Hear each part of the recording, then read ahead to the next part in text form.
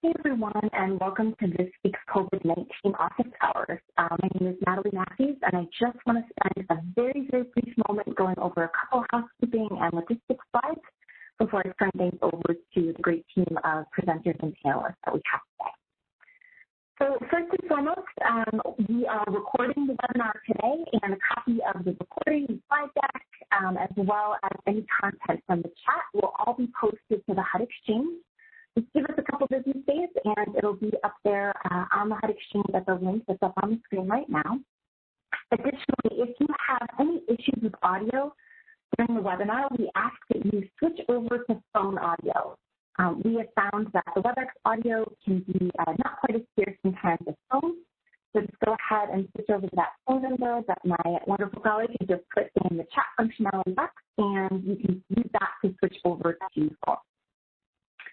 In terms of connecting with us today, all participants are going to remain muted for the duration of the office hours, but you have an opportunity to connect with us throughout the webinar in the chat functionality. WebEx got a bit of an upgrade, so it looks a little different for you hopefully today. And what you can see is that the chat box is now kind of down at the bottom of your screen on the right-hand side. You'll still see that same icon, though, that just looks like a chat bubble. And when you click on that, it'll open up the chat box for you on the right-hand part of your screen. And send all of your questions, comments, ideas, feedback into the chat functionality. That's what we'll keep an eye on. And when you are sending those messages, please make sure that you are sending them to everyone. That helps make sure that independent. And with that, I'm going to turn things over to Norm Sucha from HUD's Office of Special Needs Assistance Program. Thank you very much, Natalie. We have a packed schedule today, so I'm going to jump right into things. First, want to introduce our speakers. I'm Norm Suchar from the SNAPS office here at HUD. You'll also be hearing from Brett Esters and Marlisa Grogan from the SNAPS office on the presentation today. Taylor Keeley from our Chicago field office will also be presenting. We will get an update from the Centers for Disease Control and Prevention. Lindsay Simon-Baranco will provide that update for us. Moving on to the next slide, we have a great presentation from Covenant House in Alaska. We'll have Allison Kerr and Carletta Mack presenting for us today about their youth homelessness work, so we're very excited to hear about that. We have Dean Hoosier on from the Department of Veterans Affairs to answer any questions you have about VA. So with that, I'm going to turn things over to Lindsay, and she's going to provide our CDC update. Lindsay?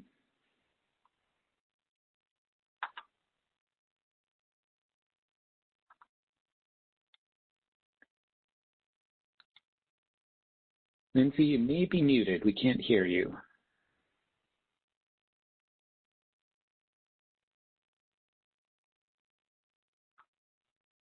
Can you hear now?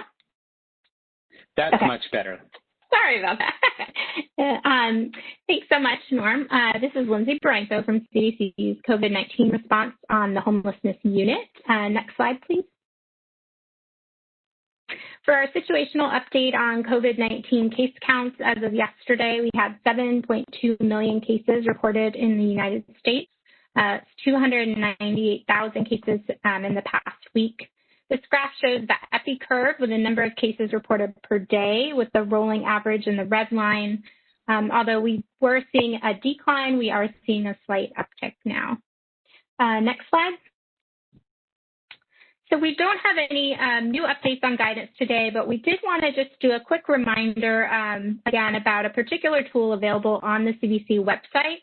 We know that many of you are in the midst of planning for winter shelter options, which may include opening or expanding facilities. So just wanted to remind folks about the infection control inventory and planning tool. Next slide. And as Martha mentioned a couple weeks ago, the tool was really designed to help facilitate a conversation between you and your partners to think about infection control and prevention within a facility. So if you have new providers that are getting ready to open either new shelters or preparing to expand their shelters, this is a great tool to help you kind of think through a lot of those considerations and hopefully come up with some good plans for infection control and prevention. And that is all we have. Great, thank you so much, Lindsay.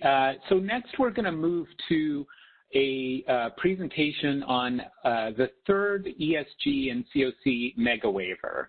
I think we're breaking news here today because we haven't really sent out the listserv yet. We just got it posted. I understand that the HUD Exchange website is not working currently, so we just posted the link on the HUD website in the chat box there. So the mega waiver extends a lot of the previous waivers that expired at the end of September. I'm going to turn things over to Brett Esters and Taylor Keeley, and they're going to walk through the different elements of this new mega waiver. As always, if you have questions, please go ahead and post them in the chat box. And I'm going to turn things over to Brett now. Brett? Great, thanks, Norm. So the waiver, as Norm said, is posted today, but it was signed on September 30th. So that means that everything it extends, there was actually no gap.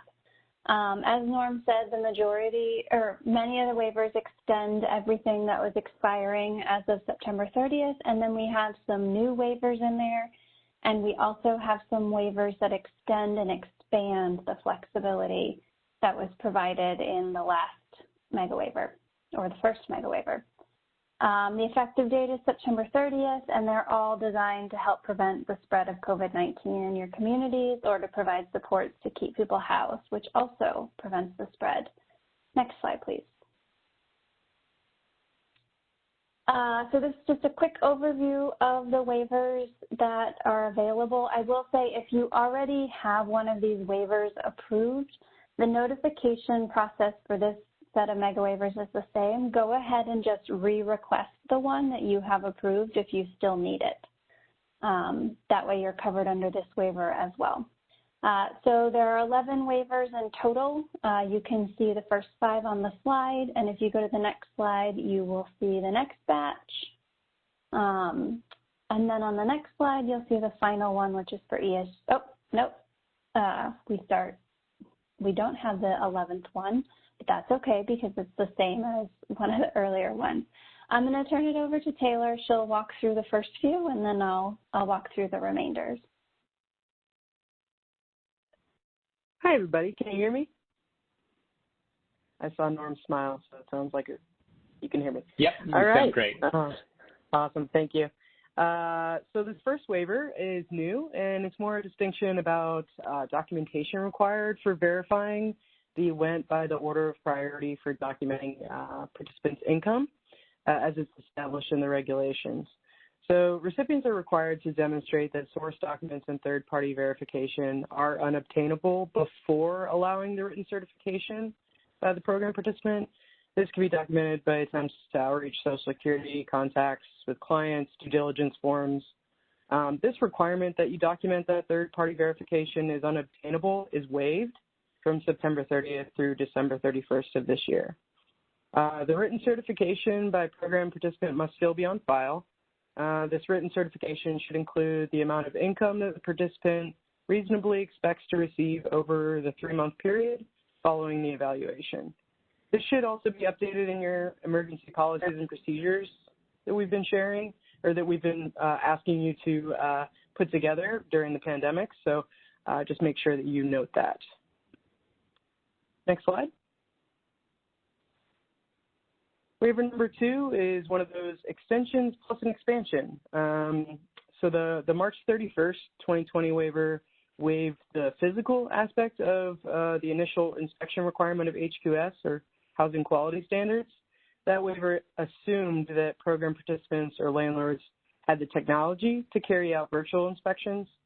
So this September 30th waiver suspends the initial physical inspection requirement altogether, as long as the recipient documents the criteria listed in the waiver, and I've put in these 2 other columns. So the owner certifies that with a written certification that they have no reasonable basis to have knowledge that life-threatening conditions exist in the unit or units in question, and the recipient or subrecipient has written policies indicating their intent to physically inspect the unit within 3 months after the health officials determine special measures to prevent the spread of COVID-19 are no longer necessary. Both the act of getting this specific written statement from the owner, as well as the intent to physically inspect the units within 3 months after the health officials determine it's no longer necessary, need to be in your emergency written policies and procedures. Because this is kind of some of an extension of the March 31st waiver, you want to go in and update your emergency policies and procedures to reflect this waiver and its applicability period. Next slide. This is another new waiver, waiver number 3. The regulations cited here in the first column tell CoC and YHDP, that's Youth Homelessness Demonstration Project recipients, that units in their program have to have at least 1 bedroom or living sleeping room for each 2 persons. This requirement is waived for CoC and YHDP recipients providing rapid rehousing assistance for leases executed between September 30th and December 31st of this year, and extending only until the later of the end of the initial lease term or December 31st, 2020. Recipients are still required to follow state and local occupancy laws, which may or may not be more stringent. Next slide. Waiver number 4 is also new. The regulations, as most of us know, tell us to use the HUD notices to guide our implementation and maintenance of the coordinated entry system. We use notice CPD 1701. It's referenced in the waiver, and it provides us the requirements for coordinated entry. Section 2B15 of that notice requires CoCs, lead agencies, coordinated entry lead agencies to facilitate ongoing planning, stakeholder consultation annually by soliciting feedback from participating projects and households. This requirement for annual evaluation is waived for 1 year beginning on September 30th, 2020. I am going to hand it off to Brett Esters now, who's going to be going through the remainder of the waivers. Great, thank you. Next slide, please. Okay, so this one, as you may have realized, the ones that Taylor just went over, a couple of them were to be consistent with PIH. And then the rest of the new ones we really got from you all, from the questions that you've been asking in the chat. So this is one of those that came out of the chat during office hours and through the AAQ. And it changes the definition of homelessness actually a little bit. And right now what the definition of homelessness says for individuals who are exiting an institution, they had to reside there for 90 days or less and previously have resided in a shelter place not meant for human habitation or safe haven. And what this does is it waives the 90 days and instead allows for somebody to have resided in an institution for 120 days or less. And then directly prior to their stay in the institution, they were experiencing literal homelessness. And this is to get at what we've been hearing from you all, that people are staying in institutions a little bit longer because other processes are delayed, like court dates, for example. Next slide, please. This is a renewal, and this is an extension of a previously granted waiver, and it affects the renewals in the next funding cycle. And so basically this says if you did a grant agreement amendment between October 1st and December 31st to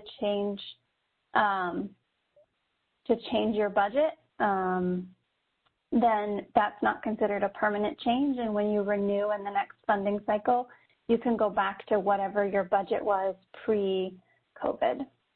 Next slide, please. This is a renewal of a previous waiver, and it extends the it extends the fact that you are not required to provide monthly case management for rapid rehousing program participants. Instead, what we're saying is continue to provide sufficient case management to meet the needs of the client. They aren't required to participate in case management monthly. Next slide, please. This is a renewal of a waiver for CoC and YHDP, and it says that you can use your leasing dollars to pay for the rent on a unit that is above FMR so long as the rent is still reasonable. and we still expect to see a copy of that rent reasonableness documentation in your case file.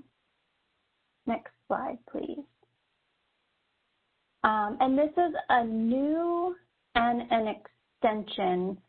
So this is the disability documentation, and this again extends the allowance to consider staff recorded observation or program participants' written certification of a disability to qualify someone for permanent supportive housing as having a disability. And then it extends it in that it very clearly states, the last waiver wasn't as clear, so this very clearly states that anyone who was admitted into a PSH program from March 31st, when that first mega waiver was published, until whenever your public health official has determined that no additional special measures are needed, that one, this is sufficient documentation, and that two, you are not required to go back and get additional third-party documentation of a qualifying disability.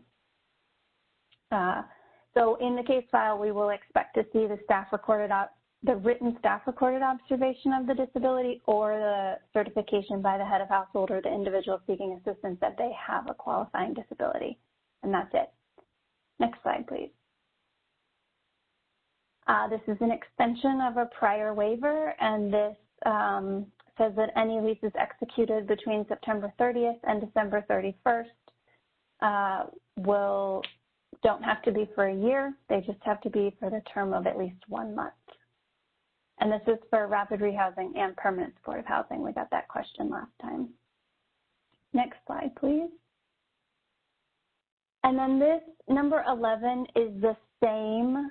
It's new, but this is for ESG and ESG CV funds, and it's the same waiver for homeless definition, temporary stays in institutions, making that 120 days instead of 90 days. And so this will apply equally to CoC, YHDP, ESG, and ESG CV funds.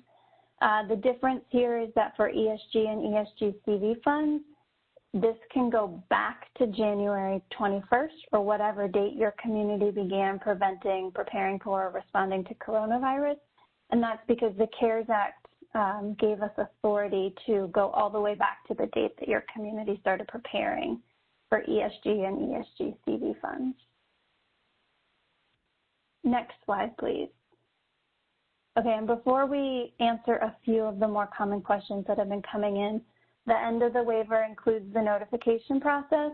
The notification process is the same as it has been for the prior two waivers. There is an email box that you will email your waiver request to, and then you can use the waiver 2 days later. Again, we do ask that if you're also extending the waiver locally, that you submit a new waiver request and apply it to this waiver. And then you'll want to keep this waiver on file so that when we come out and monitor, whenever we're coming out to monitor, that you can show that this waiver was in effect and that you requested to use one of the provisions. The only one where you don't have to email us is the renewal of assistance, and we'll just consider any grant agreement amendment that was executed from March 31st to now, or till December, to being temporary. And now I think we'll take questions. Norm. Great, Taylor and Brett, thank you so much for that quick rundown. So we did have a few questions. I think most of them were answered in the chat, but some of them are worth sort of reiterating here.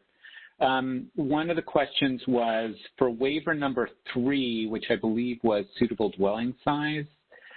Is that only for rapid rehousing, or is it for rapid rehousing and permanent supportive housing?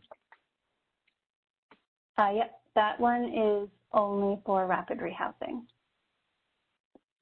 Great, thank you. And Brett, there was a question that came in about the FMR waiver, and the question, or about FMR waivers, and the question was, it looks like that was not extended in this mega waiver.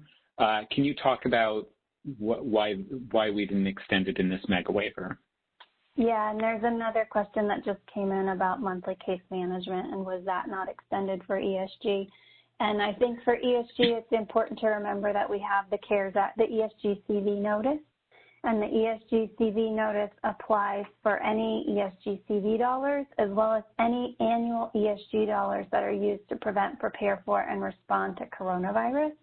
And in that notice, we do have the monthly case management waiver, and we also have the FMR waiver. So any ESG funds that are used to prevent, prepare for, and respond to coronavirus, they still have those waivers in effect. They're just through the ESG CV notice and not through this mega waiver. Great, thank you. So we had another question about the change from 90 to 120 days for the definition of homelessness. And the question was about whether that applies to breaks in homelessness as well, or just sort of the initial eligibility. I'm not sure I fully understand the question, but it just applies to initial eligibility. So somebody who's presenting at intake to your project and you're going back and doing their eligibility determination, if they spent more than 90 days but less than 120 and they lived on the streets, shelter, or safe haven prior to entering the institution, then they're eligible for the program. And same with the regular homeless definite. Well, when it's 90 days, you'll want the discharge paperwork or you'll want to talk to someone at the institution before you take self-cert. And there's also an issue with the chronic homelessness definition, right? Does this change that in any way? It does not. Okay, so the 90-day sort of standard around the chronic definition remains the same. That's right. So we had a question or sort of a request for clarification about the disability documentation. Is the standard that they don't have to get to sort of get a medical professional to determine disability? They don't have to do it until the public health crisis is over, or for those tenants who they are moving in during this waiver, do they ever have to get it? Like 10 years from now, do they have to get that disability documentation? They do not. So for anyone who was admitted from, I think the first time we waived disability documentation was in March, from the first mega waiver until the public health crisis is over, as determined by an official in your area, the only documentation that you need on file is their self-cert or the staff worker's written observation. You never have to go back and get third-party documentation. Great, and we'll take just a couple more here. What steps, if people want to take advantage of the notices additional authorities, so you mentioned that if they want to take advantage of the waivers, they have to notify the field office, but what about the additional flexibilities in the notice? Do they have to do something to take advantage of those? They do, and if it's okay, if I could punt to Marlisa to go over that. Sure. Yes, so the ESG CV notice has a section that goes over all of the documentation requirements. It's section 4 of the ESG CV notice, and it basically takes you through the steps that you need to follow, including documenting in your IDIS activity description how the activity that you're using annual ESG funds for coronavirus response, so preventing, preparing for, and responding to coronavirus, and then also including any necessary amendments in the applicable annual action plan or CON plan, as well as reporting requirements for annual ESG funding. There's no distinction for HMIS reporting on persons served. In other words, you don't have to set up separate reporting for annual ESG funds used for COVID, but we will be asking you in your annual CAPER to identify the financial details about annual funds being used for coronavirus response. And then it just explains that all of the waivers and flexibilities do apply to those annual funds when the reporting and documentation requirements are met. I think that's everything. There's some additional details, so you should definitely have the notice in front of you and carefully read through Section 4 as you're starting to, complete the steps needed to use your annual ESG funds for COVID response. Thank you very much, Marlisa. So we'll take one more question and then we'll move on to our next set of presentations. We will obviously stay on and answer as many of these questions as we can until the webinar is over. But the last question I wanted to ask right now is about the waiver for not requiring case management. Does that include permanent supportive housing or just rapid rehousing? It just applies to rapid rehousing because there is no requirement that you provide monthly, that participants in PSH participate in monthly case management. So there's nothing to waive on the PSH side. Great, thank you very much.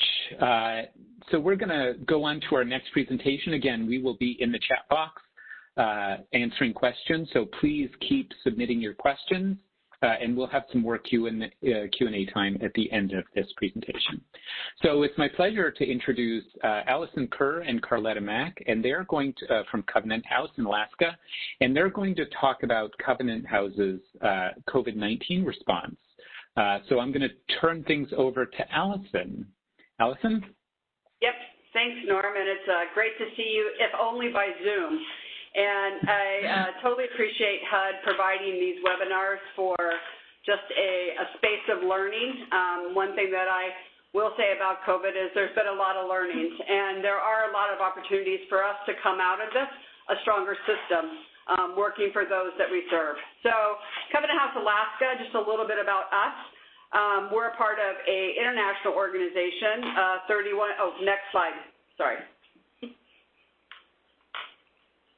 So we're a part of an international organization, 31 cities and 6 countries, and Covenant House Alaska is actually the largest provider of services to homeless trafficked youth within the state of Alaska. We opened in 1988, and we are a licensed residential child care facility. We participate in the continuum of care housing services from rapid rehousing, transitional living, drop-in services, emergency shelter. So there's about 6 different programs that we had to effectively navigate safely through COVID and this pandemic. And I will say our housing capacity is about 130 beds. Of this, 30 are beds of young people that are in our rapid rehousing and in their own apartments. Covenant House Alaska was awarded as the lead applicant in round 1 of the HUD YHDP. And in addition to the 130 beds in structured type of facilities, we have about 70 young people that we also were helping to navigate through our permanency navigator model, which is a model, an innovative model that came through the Youth Task Force for young people. And I will say that not only in the lower 48 has this model really been incorporated into services as a best practice, it's also being replicated and scaled in Alaska. So a lot of learning there in that space. So next slide. We have to laugh. Usually, Alaska is a little bit late to the game. Not this time.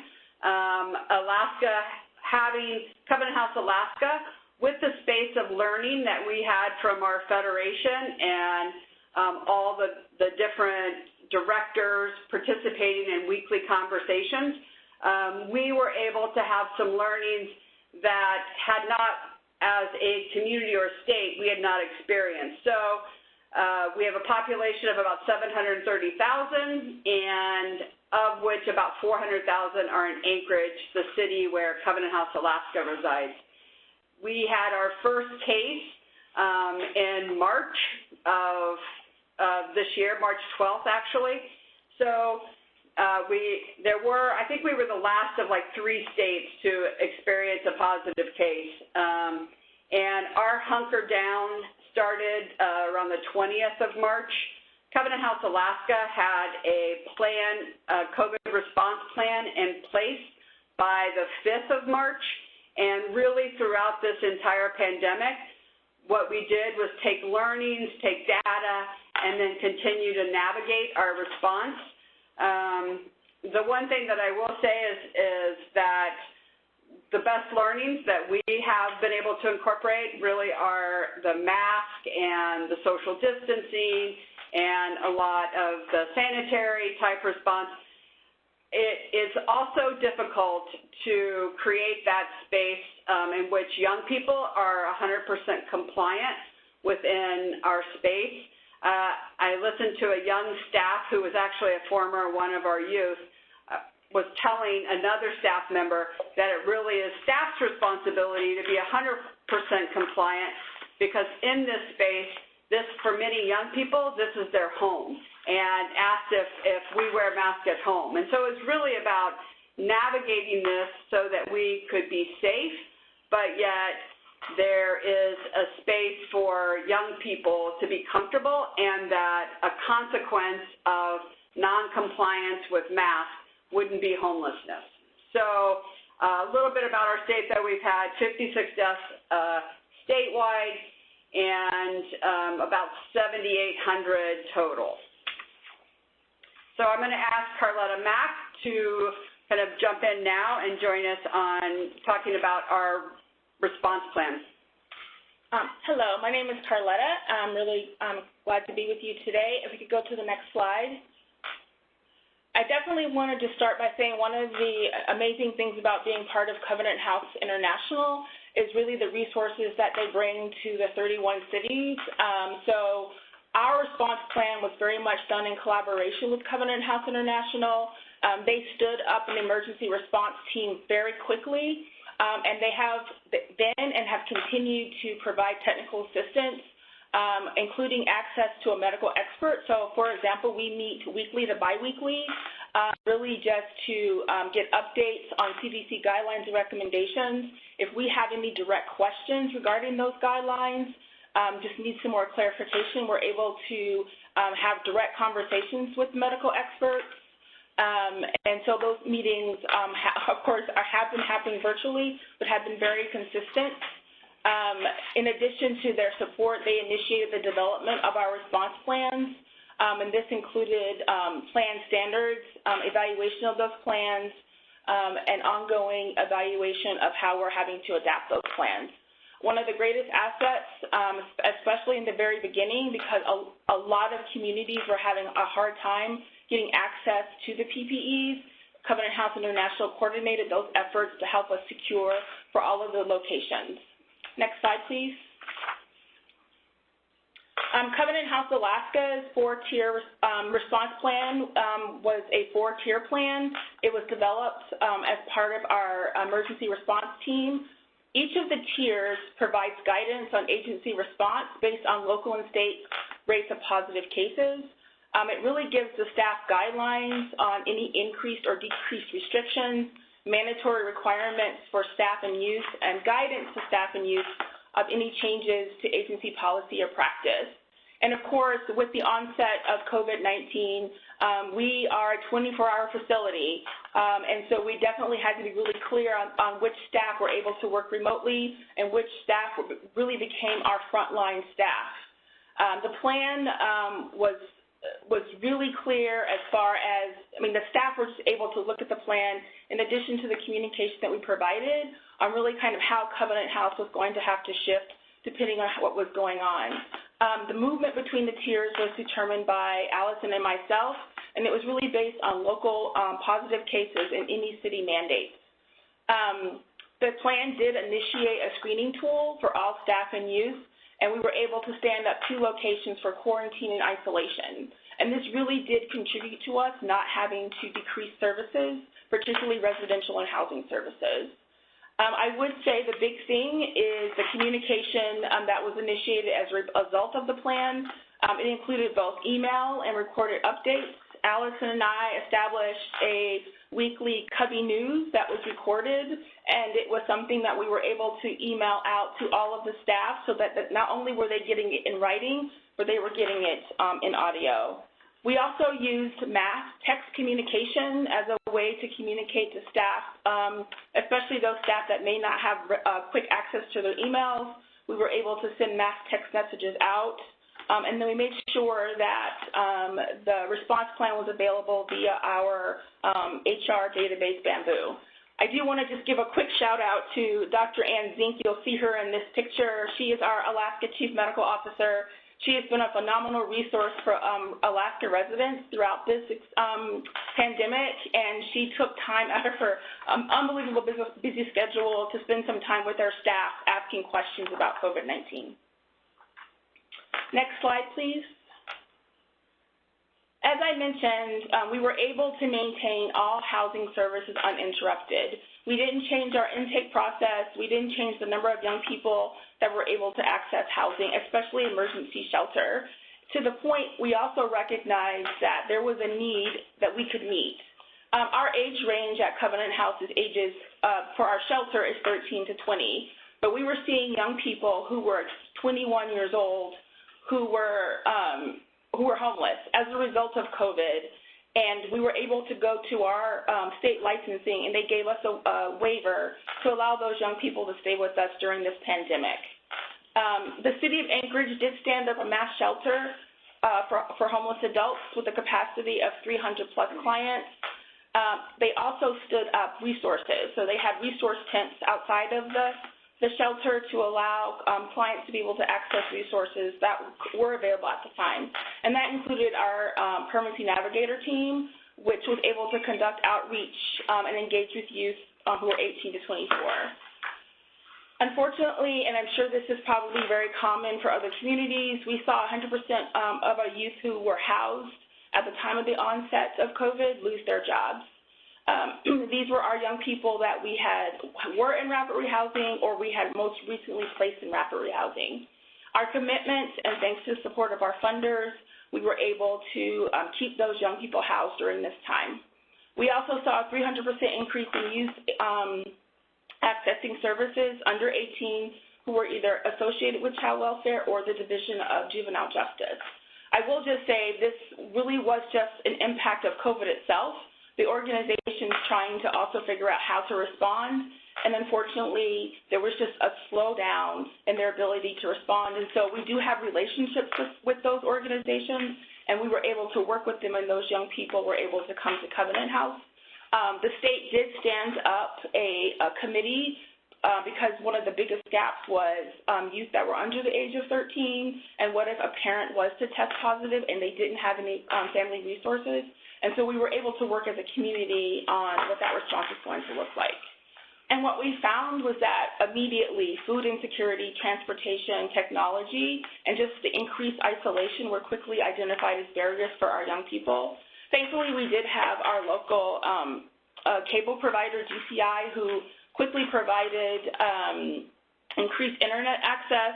We had a local grocer who actually donates every single week a box of fruits and vegetables that we're able to take to young people. And then our staff really did have to adapt around education and employment, and we just really transitioned into virtual services. Next slide. And I'm going to pick up with, Covenant House Alaska is a youth engagement model, and it was really designed, we've been in this space about 9 years, and it was designed by youth. So therefore, we're an organization that has about 9 different partners on our space. And while during the pandemic, there was some limitation of every different partner coming onto our space, we did have our strongest partner, South Central Foundation, was able to maintain all of our wellness and health services on our footprint. So if a young person came to us there was no restrictions of if they could walk in our front door and have symptoms, and we would start the process of isolation, quarantine, and testing. In the beginning, like many, we were a state that waited 10 days to 2 weeks for test results, and so therefore that young person, or whether it be a staff, was kind of placed in our isolation, kind of quarantine, and removed away from the general population. But we were able to, through this pandemic, navigate with our partners, and in addition, we were one of the first sites, actually, in May that did a mandatory testing for all youth and all staff.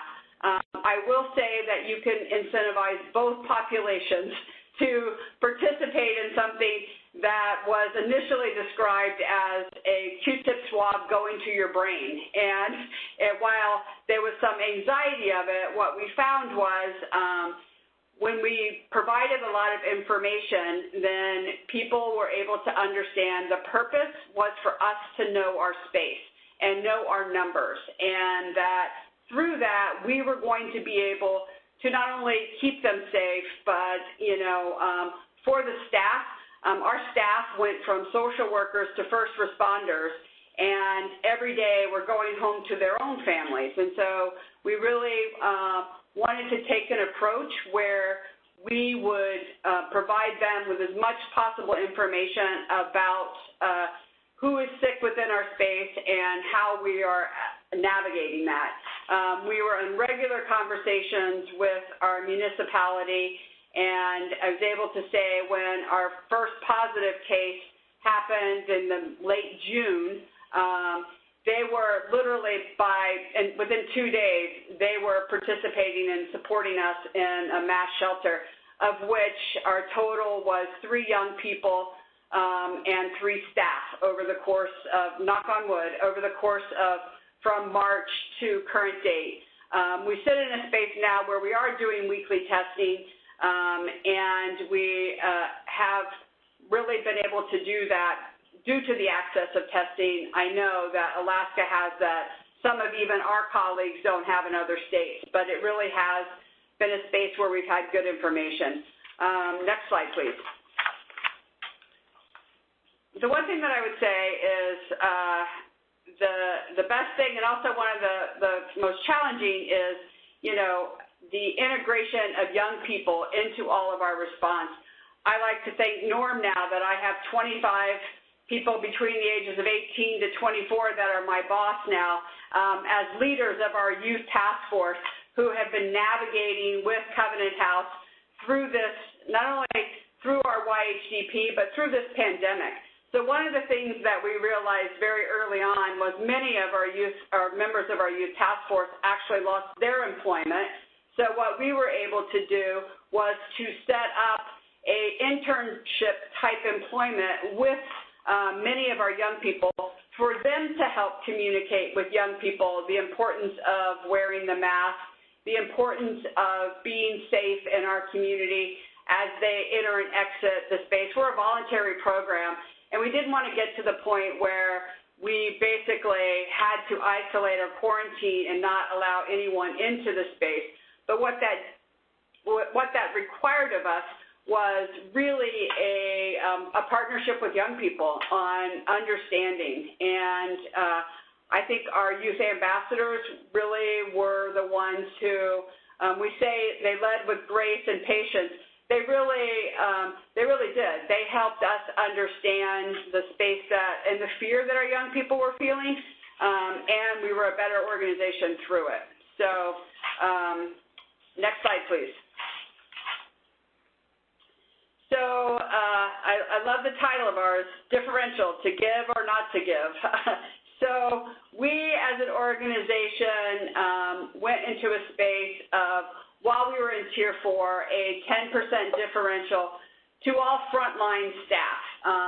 And also we were able to, even before CARES Act or the Family First Act had been in place, able to loosen up some of our restrictions to access to extended sick leave, We really worked very hard to create a space where a staff member was not coming in if they had any symptoms, but what we also realized is many of our staff, young in the workforce, had family members that were affected by loss of income, and so we wanted to alleviate that pressure that we would rather have them safe at home than in this space, and that we would make that possible for them. So we really opened up a lot of conversations. I would say our talent development team probably redirected 100% of their energy on the management of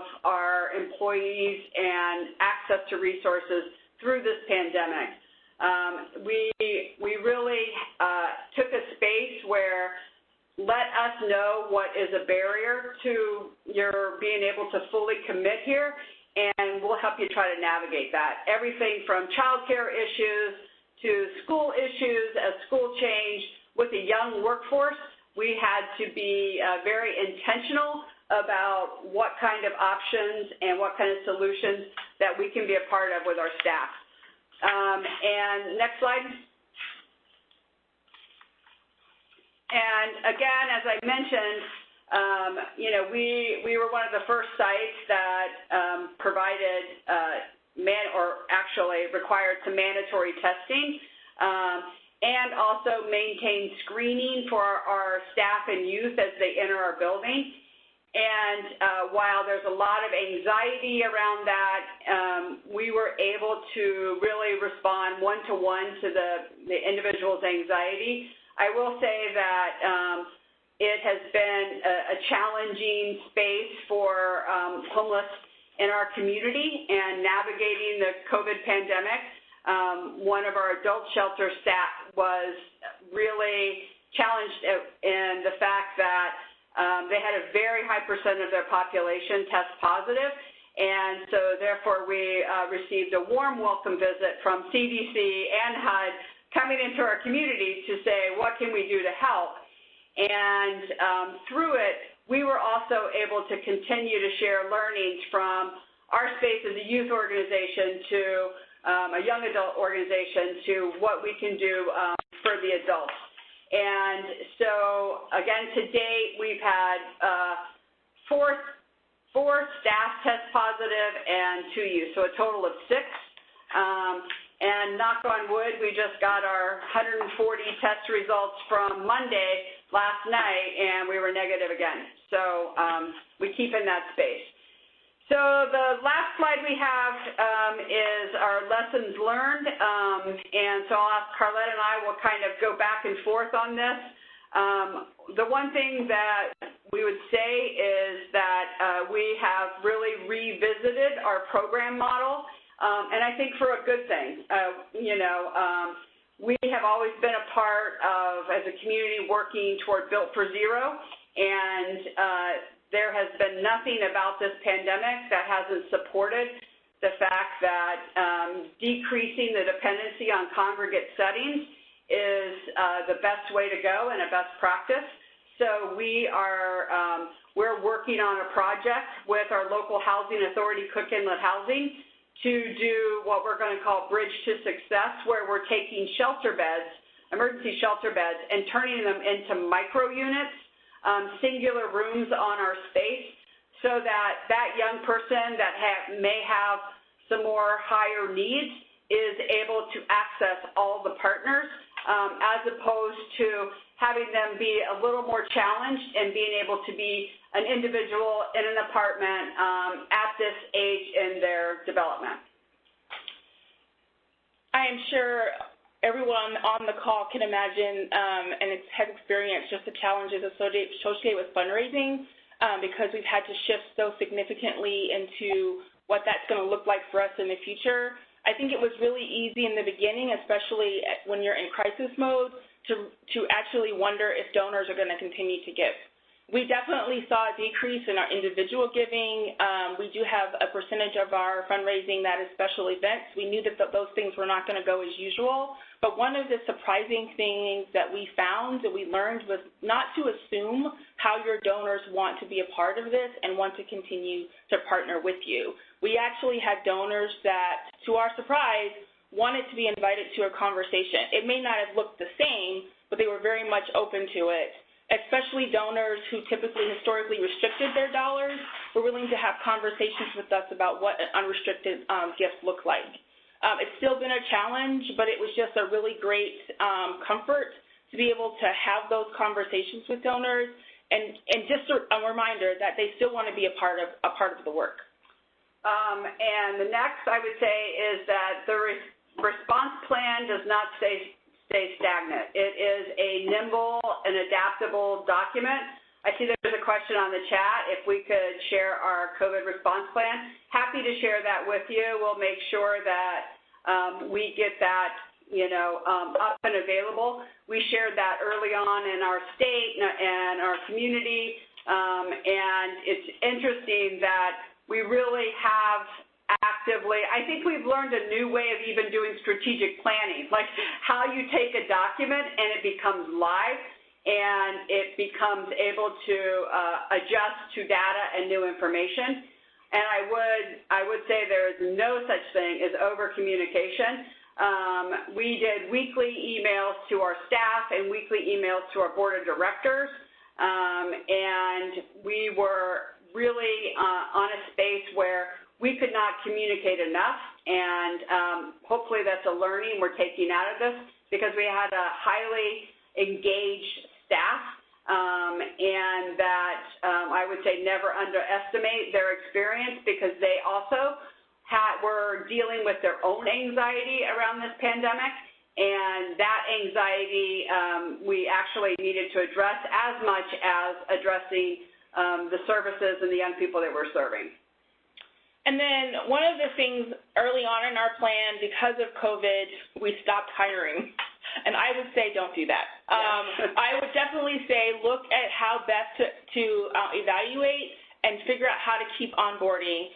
So what happened was we stopped hiring, and then if someone called out sick, we just didn't have a pool of people to make sure that we were keeping our shifts covered.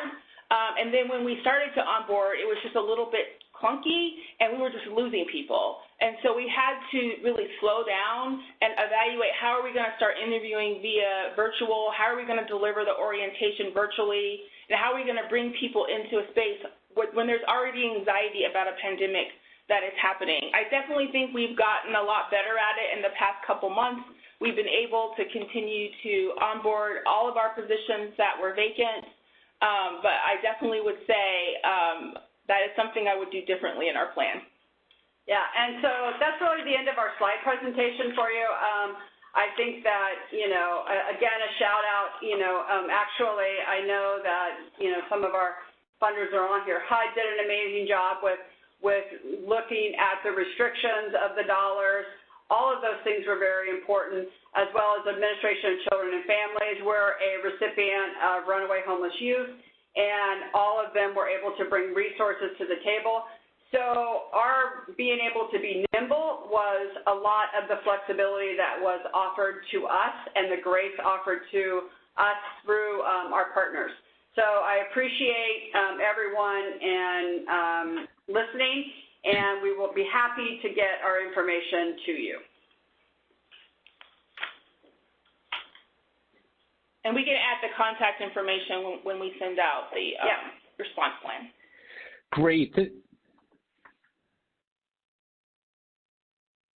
Great. So, we will, when we post the link to the slides and everything, and we will put up both the plan and some contact information there.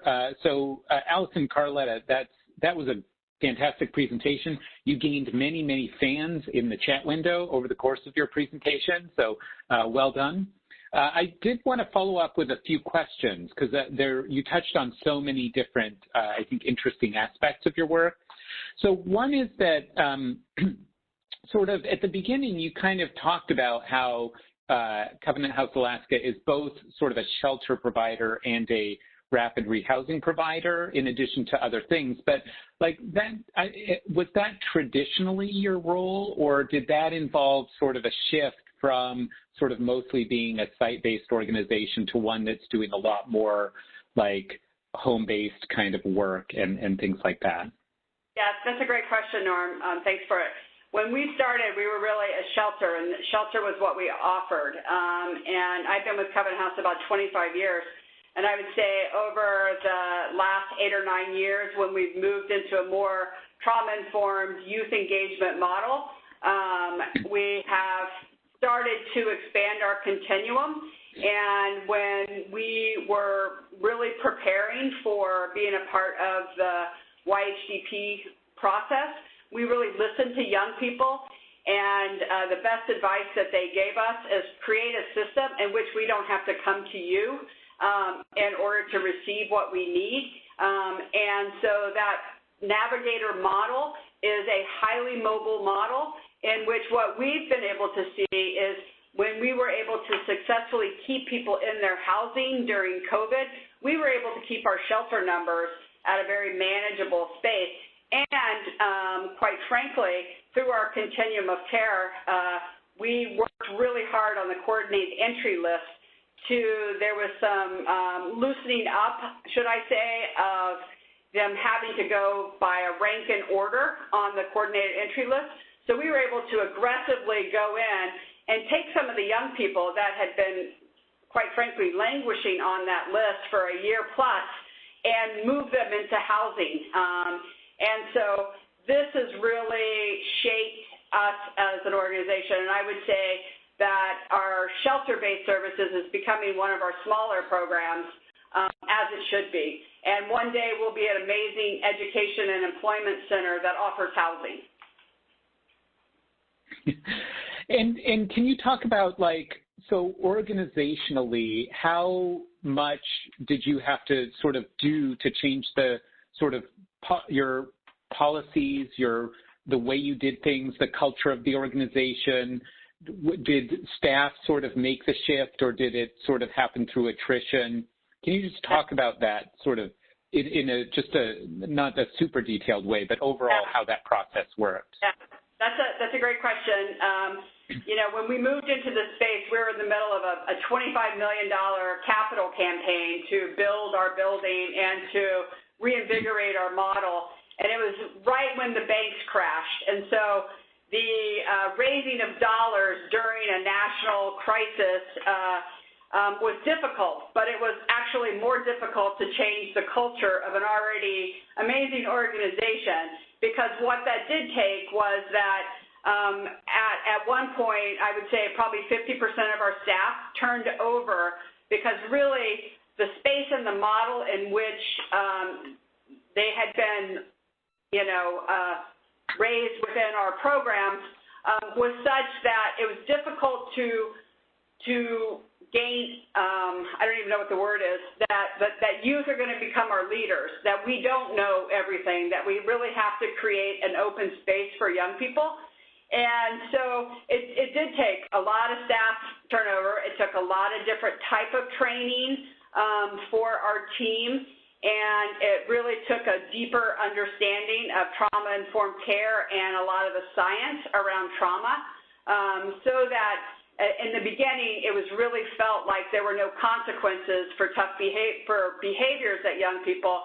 And now we really sit in a space where the youth are very much engaged in what we're doing and the design of what we're doing. So I saw a question a little bit about what the micro units are.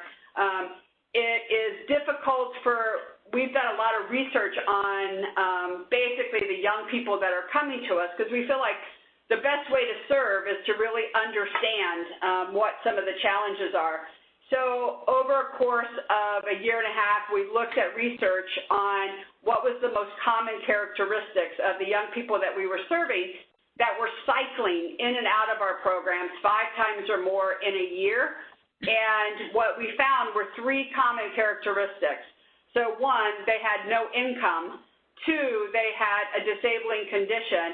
and 3, they had less than 2 permanent connections in their life. So what that is that's young people flying without a safety net. And so what we recognize is that for those young people, it would be difficult in their transitional development for them to be in their own apartment. They felt very isolated from that. And so we started looking at what we could do within our space in order to change that.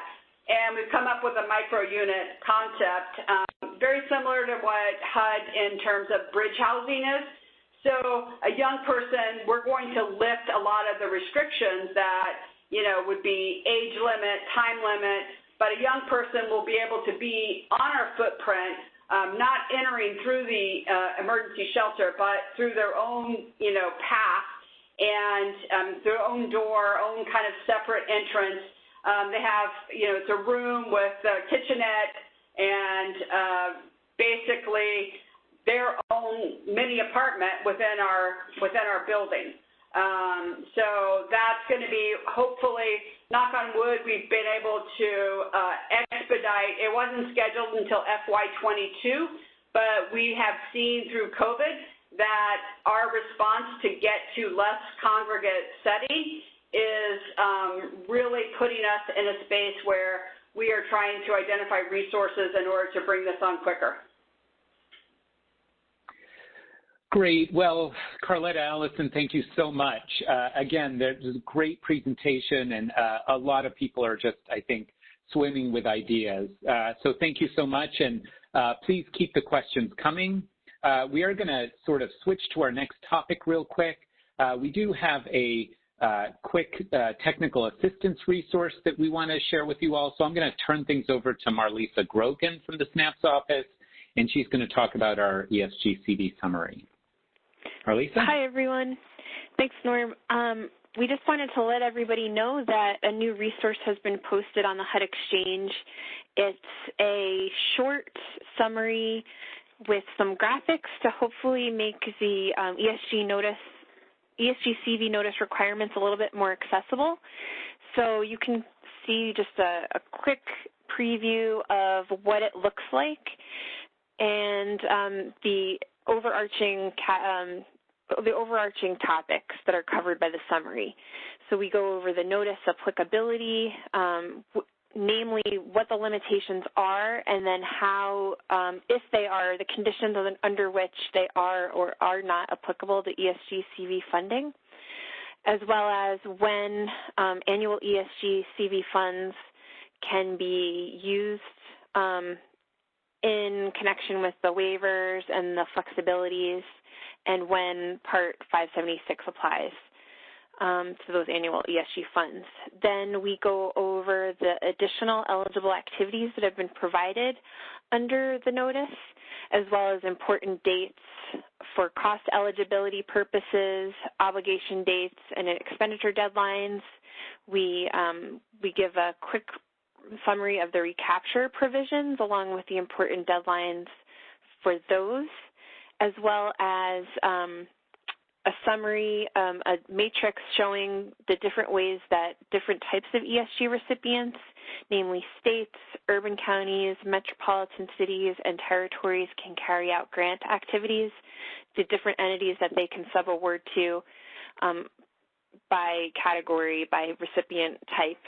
And then we go over the waivers and alternative requirements that are provided by the notice, and then give just quick snippets about additional ESG CV reporting, as well as the duplication of benefits requirement. So we're hoping to just give you a small bite-sized resource so that you can use that to as a quick guide for what the ESG CV notice provides. That's all I've got. Great. Thank you so much, Marlisa. And you can find that notice in the chat window. We have a couple people who have put up the links to that. So thank you so much. We have a few questions we're going to run through. And so I'm going to start by, I'm going to sort of turn this one over to Brett. There's a question about the waivers and whether they address participants who are hospitalized and their stay may take them beyond the maximum time of their housing. So I assume that's for rapid rehousing. Can you talk about whether the waivers address that for CoC or ESG funding? So I think what you're asking, and maybe Norm, you can say if this is what you think. Someone is already a current program participant in the CoC program, and they have to go to a hospital. And right now, what the regulation says is that they can only be gone from their unit for 90 days, and after that, you can't keep paying for rental assistance. And did we waive that? And the answer is no. Right now, if someone is gone from their unit for more than 90 days, what you can do is you can keep them in the program. Don't exit them from the project. You can pay the rental assistance from funds other than CoC program funds. And then when they exit the institution, they can come back to their unit and you can pick up paying for their rental assistance with CoC funds again. We would suggest that you have policies and procedures about how long you're going to let people be away from their units, how you're going to pay for that, but you can let them stay in the project and pick their rental assistance back up after they come back. Is that what you think was asked, Norm? Yeah, well, hopefully, but whoever asked the question, if we didn't address it, please, if you wouldn't mind posting some clarification, that would be great. So we have a question, Marlisa, I want to turn this one over to you. We have a question about property acquisition under ESG-CV, and the question is about what happens after the time period for the funding.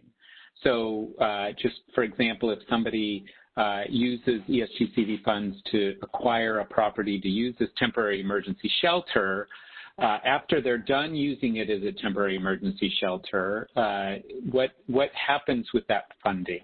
Can you walk through the different scenarios there? Sure. So the minimum period of use requirements are waived when ESG-CV funds are being used for to acquire or renovate temporary emergency shelter. However, the Part 200 requirements do still apply, namely 200.311. So that limits us right now at this moment to two options. Once you either reach the deadline for emergency shelter activities, which is January 31st, 2022, or if you want to dispose of the temporary emergency shelter structure prior to that date. And those two options are either, number one, repaying HUD the acquisition and renovation costs and retaining the title of the property. So there are actually provisions in Part 200 that explain how to calculate the cost that must be repaid, the amount that must be repaid. And very briefly, it's the calculation. You would apply the percentage of ESG funds that you used for the original purchase, plus any of the cost for renovation. You'd apply that percentage to the fair market value of the property. The second option is selling the property and repaying HUD the sale price. So you would, Part 200 again goes into the calculation. You would apply the amount of ESG-CV funds that you used for the original purpose plus any cost for renovation, and you would apply that to the proceeds of the sale after the deduction of any actual or reasonable selling and fixing up expenses to prepare it for the sale. And so there are some additional considerations, whether based on whether the grant's been closed out or it's still open. And in either of those cases, HUD would have to also provide you on a case-by-case basis disposition instructions to further explain the process, and then we'd have to work one-on-one on the actual calculation, the amount that would be due back to HUD. So I know that this is this is probably, not the ideal policy, and we are working really hard on ways to try to give recipients other options other than repaying HUD for disposition of temporary emergency shelters. But we do think that it's really important that you all know that at this moment, those are the two options on the table, and you should just make sure you're really familiar with Part 200.311 before you make the decision to go on with acquisition or renovation using ESG-CV funds. And then also feel free to contact us with any additional questions via the AAQ, and we'll try to address any more nuanced questions that relate to your particular situation. But I will also just paste in the chat now the response that I just reviewed.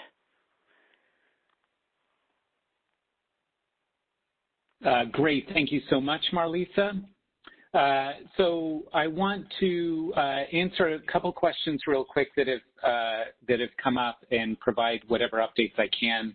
So one is about, is there any news on the 2021 unsheltered PIT count and what the plans are for that? So we don't really have an official update. I can say that we are exploring a couple different options around different sampling ideas and different ways of doing the PIT count. We're probably a couple weeks away from being able to provide more specific guidance to everyone. But we are absolutely exploring something other than sort of having the required year unsheltered PIT count. And I think we're certainly going to have to provide some options, because I think it's pretty unreasonable to expect everyone to do a full unsheltered PIT count given all that's going on.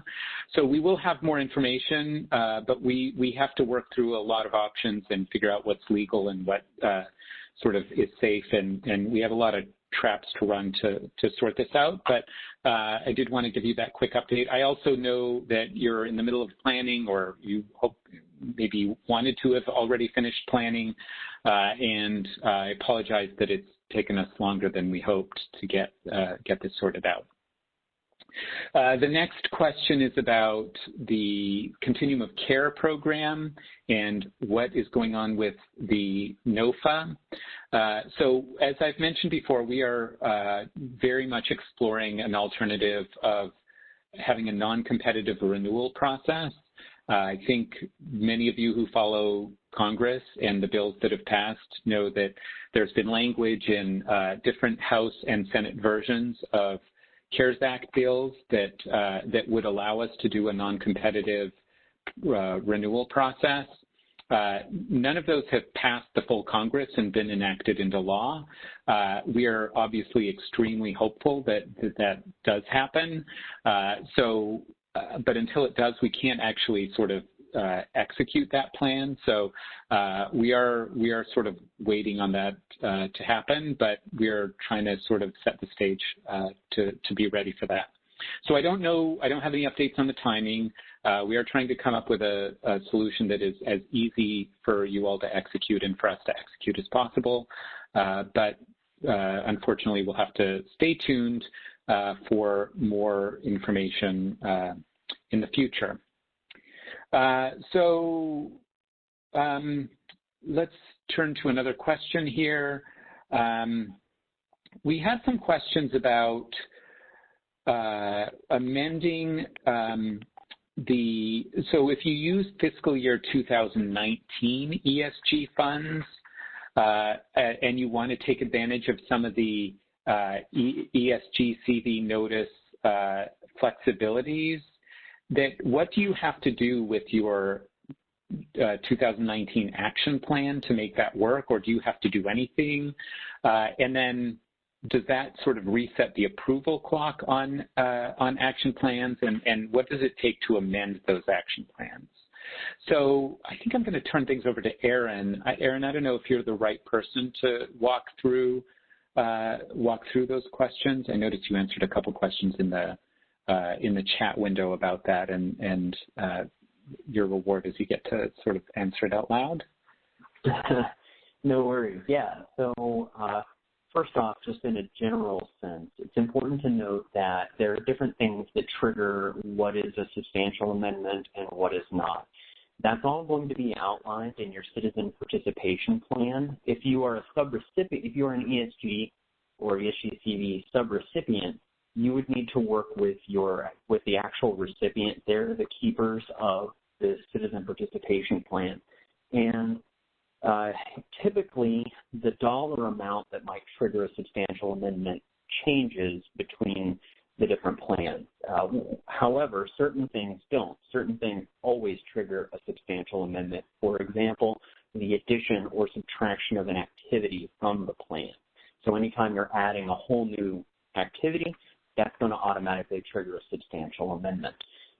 So another thing to keep in mind is that during the pandemic here, most recipients have been operating on interim or emergency citizen participation plans. They may be truncated in terms of the time frame for comment period and whatnot, and all of that would be based on the different notices. So again, work closely with your ESG recipient. Now, in terms of the more nuanced aspects of the answer, I believe Marlisa gave a much more succinct response to the question, and I'm trying to find it here. Or Marlisa, if you want to, here's what it is. So she said that the question being if your 2019 would trigger the notice limitations for your ESG CV funds. And according to Marlisa, she said, no, amendments unrelated to your ESG CV grants don't trigger the applicability of the notice limitations. And Marlisa, I don't know if you want to add to that or anything.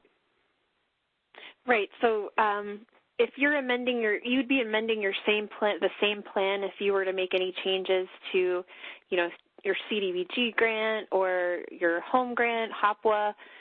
So, any unrelated amendments, including amendments to your annual ESG funds, will not impact the applicability of the notice limitations on your ESG CV funds. So I hope that makes sense. But if it's not, please ask a follow-up question.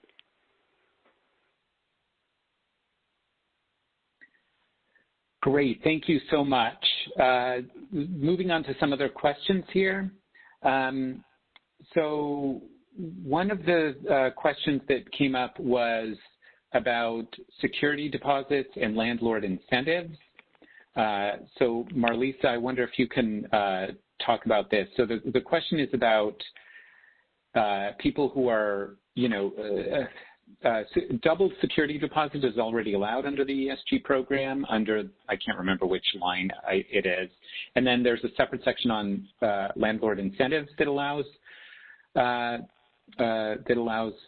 deposits up to 3 times the rent. Can you talk about how those things work together? Yes, we are actually we recognized that there is some ambiguity there, and we have a policy that we're just checking with the lawyers to make sure that that everything's buttoned up. But we should be able to provide an FAQ on that very soon. Great, thank you. So another question related to landlord incentives. If people take the steps needed to use the ESG CV notice for their annual ESG allocation, does that mean they can use their annual ESG for landlord incentives? Yes. Yep. Any time that you've completed the documentation steps for using your annual ESG funds for coronavirus response, you can use any of the waiver flexibilities and alternative requirements. Great, thank you. We had a question about what constitutes prevent, prepare for, and respond to. And so, Brad, I wonder if you could take this one on. But if if the unit of government, or well, a recipient, I suppose, could demonstrate that a service or a capital improvement or some other kind of assistance cannot be funded because of a demonstrable COVID-related loss of income or revenue that was used to fund that program previously, or that service or that capital improvement previously, would that sort of qualify for that respond to criteria?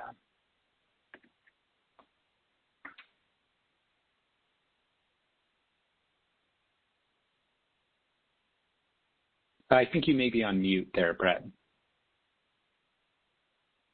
Is this the maintenance of effort stuff? Is this the question about maintenance of effort? So if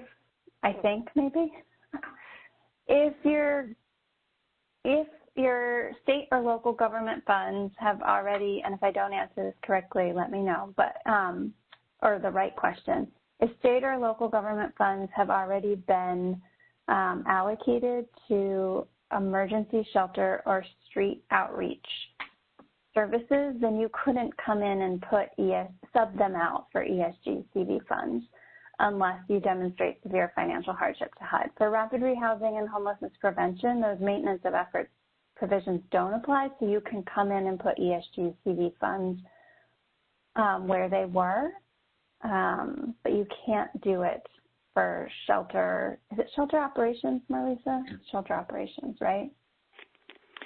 Right. Maintenance of effort only applies to street outreach or emergency shelter services.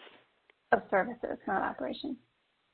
Yeah, so I think the question, I think the question is more focused on if something is not otherwise used to prepare for, or respond to coronavirus, but it was impacted by just loss of local revenue that's a result of coronavirus, whether that sort of, by virtue of just that, it meets the definition. Right, so like, let me just sort of think of an example. Like if you had a long-term capital, like a building you're trying to build in 5 years, then maybe that's not a good example, actually. No, I do think the maintenance of effort provisions do apply there. So, and Marlisa, jump in also.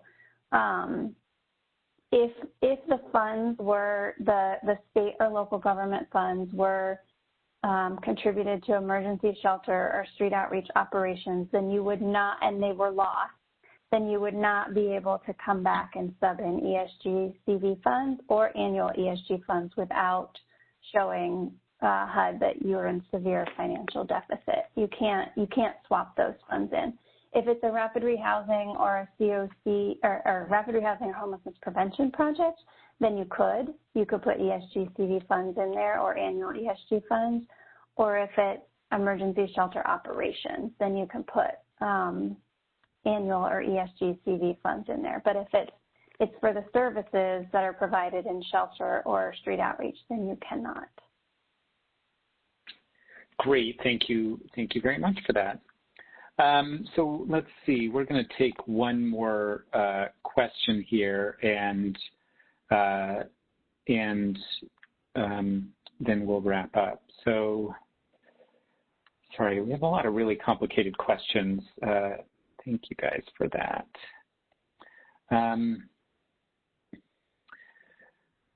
So I'm actually going to turn this over to our friends in Alaska to see if they have any suggestions, Allison and Carletta.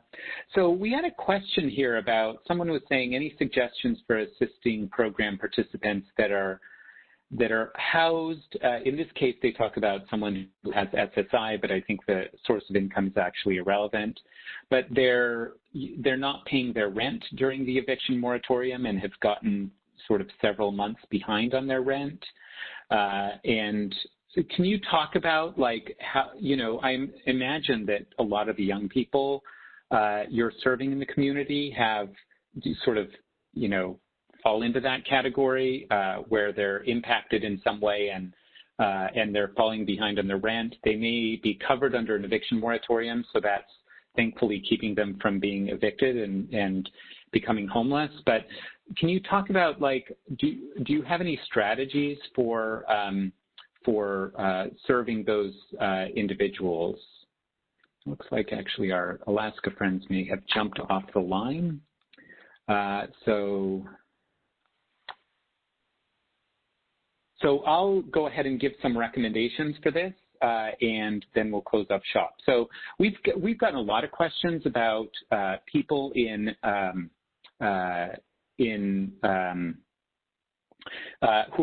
who are getting behind on rent. I think the question here implies that maybe someone's sort of doing it not intentionally, but sort of making a trade-off, understanding that they won't be evicted if they don't pay their rent. So maybe they're paying other expenses ahead of their rent, whereas they would have prioritized rent before. So I think there are a lot of challenges related to people who aren't homeless and who are getting behind on the rent, maybe not facing eviction because of the eviction moratoria, either the CDC one or some state or local ones, but still desperately in need. So one of the things as we sort of talk to people around the country, there are a lot of federal resources that I really strongly encourage you to look at because there are resources that can help with this.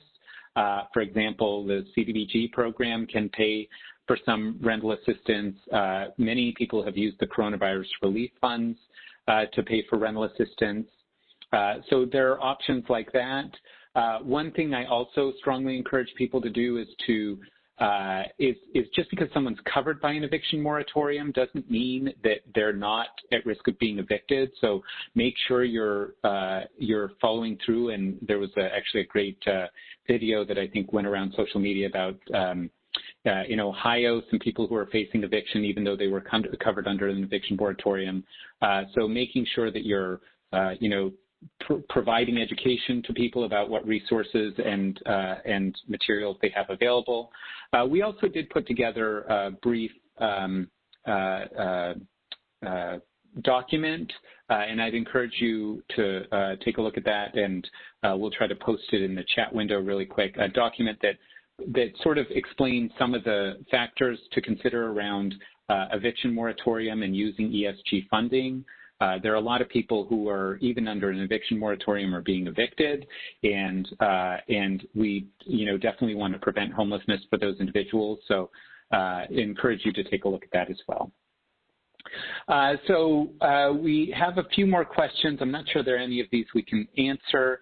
I will say we do take these questions back and try to sort of come up with better answers the following week. So if you didn't get your question answered, feel free to check in next week, and hopefully we will have figured more of these out.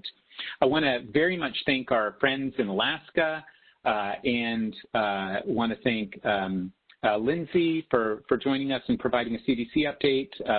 Thank Marlisa for the summary of the ESG notice. And I want to thank you all for sticking with us and for participating in these, for sharing your wisdom, your questions, your strategies, and just want to let you know that the SNAP's office is, continues to try to sort of answer questions, to solve some of the problems that you guys are bringing to our attention, to figure out how to move forward on the CoC competition, the pit count, and all those things. We're plugging away and trying to make progress on all those fronts. So I want to thank you all. Want to wish you a great rest of the day, and hope you have a very nice weekend. And that concludes the webinar. Thank you.